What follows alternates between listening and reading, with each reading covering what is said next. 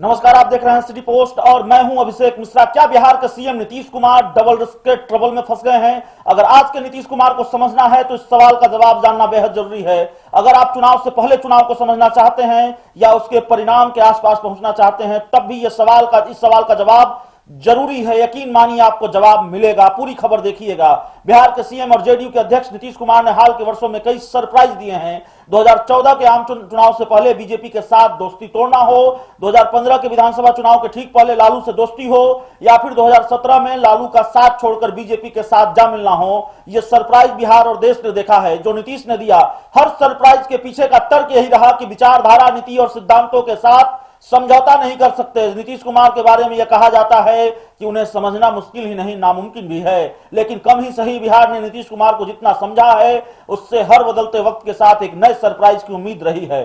धारा 370, 3 तलाक, सीएबी और सीए, इन फैसलों के सही गलत पर अलग बहस देश में चलती रही है और चल रही है। लेकिन नीतीश जितनी सहजता के साथ इन फैसलों को पचा गए, यह लोग नहीं पचा पा रहे हैं, खुद उनकी पार्टी ही नहीं पचा पा रही है। सवाल सिर्फ फैसलों को लेकर नहीं है, बल्कि केंद्र के मंत्रिमंडल में हिस्सेदारी या अन्य दूसरों मौकों पर बीजेपी ने उन्हें यह भली भांति एहसास करा दिया कि यह अटल आडवाणी की बीजेपी नहीं है, यह मोदी शाह की बीजेपी है। सवाल है, नीतीश कुमार क्यों बदले बदले नजर आते हैं? 2015 के विधानसभा चुनाव में बिहार और देश ने जिस नीतीश कुमार को देखा, 2020 में वो नीतीश कुमार क्यों नहीं दिखते? सवाल यह भी है कि 2015 में देश का सबसे बड़ा चुनाव जीतकर नायक बने नीतीश कुमार 2020 आते आते अपनी ही पार्टी के कुछ नेताओं को खलनायक क्यों दिख रहे हैं? और सवाल यह भी है कि 2015 में पीएम मोदी को हराने वाले नीतीश कुमार आज जीत हार से पहले ही क्यों हारने लगे हैं? 2015 के विधानसभा चुनाव को देश का सबसे बड़ा चुनाव इसलिए कहा गया था क्योंकि तब लड़ाई महागठबंधन वर्सेज एनडीए या जेडीयू बनाम बीजेपी नहीं थी, बल्कि लड़ाई नीतीश बनाम नरेंद्र मोदी थी।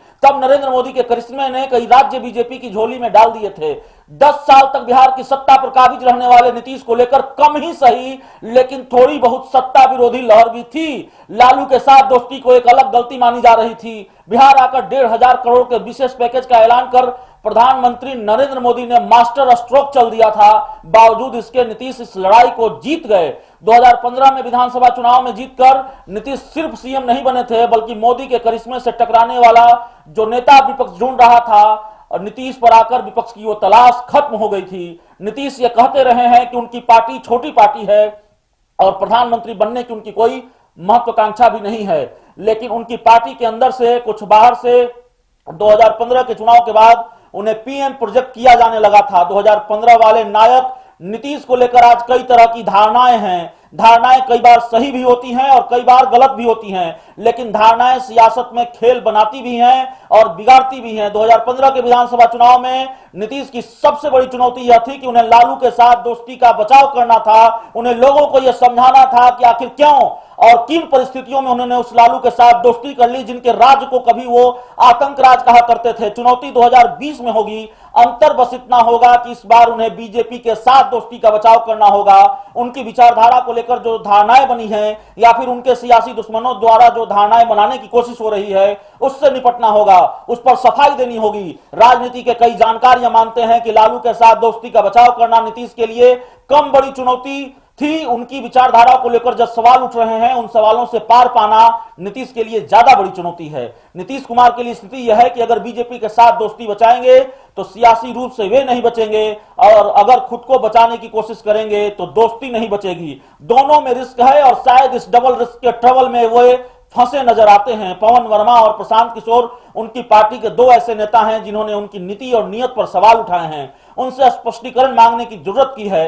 हाल के दिनों में उनके फैसले और बयानों पर सवाल उठाए हैं। पवन वर्मा को नीतीश कहीं भी चले जाने की सलाह दे चुके हैं। प्रशांत किशोर के बारे में भी माना जा रहा है कि वे भी अलग राह ले लेंगे, लेकिन ये दोनों नेता ऐसे हैं जिनकी 2015 के विधानसभा चुनाव में महत्वपूर्ण भूमिका रही है। उस चुनाव में नीतीश ने इन दोनों पर काफी भरोसा किया था। प्रशांत किशोर नीतीश कुमार के लिए रणनीति बना रहे थे और नारे गढ़ रहे थे। दूसरी तरफ पवन वर्मा ठीक उसी तरह मोर्चा संभाले हुए थे और बीजेपी के हमलों का जवाब दे रहे थे, जैसे आरजेडी की ओर से मनोज झा दे रहे थे। दोनों नेता जेडीयू में साइडलाइन नजर आते हैं। इसलिए लगातार यह सवाल उठता है कि क्या सिर्फ इस वजह से क्योंकि जेडीयू या नीतीश कुमार की नई राजनीति को ये दोनों नेता यानी पवन वर्मा और प्रशांत किशोर सूट नहीं करते और उन कथित समझौतों पर लगातार सवाल उठाते हैं, जिनको लेकर उनके सियासी दुश्मन भी उन पर हमलावर हैं। 2020 के बिहार विधानसभा चुनाव में अभी कुछ महीनों का वक्त है।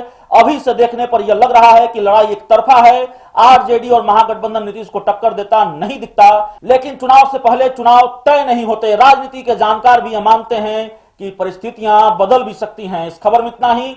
अगर आपको हमारी खबर अच्छी लगे इसे अपने दोस्तों के साथ शेयर करें। हमारे यूट्यूब चैनल को सब्सक्राइब करें, बेल आइकन जरूर दबा दें ताकि हमारी खबरें सबसे पहले आप तक पहुंचे। प्यार, समर्थन और सहयोग के लिए बहुत बहुत धन्यवाद।